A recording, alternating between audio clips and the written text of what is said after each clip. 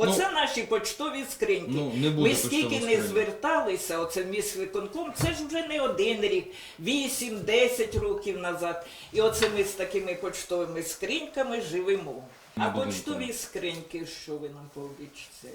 Зараз 100% вам скажу, що ми не замінюємо поштові скриньки. Раніше у нас була в місті програма, ми виділяли кошти з місцевого бюджету і поступово в деяких домах, в деяких будинках міняли. Ясно, ми ж вже не один рік. Я можу зараз сказати, що за досвідом майже поштові скриньки майже пусті, порожні постійно. Яку функцію, яку пресу ви там отримуєте? Ніяку. Зараз не яку, а раніше отримували.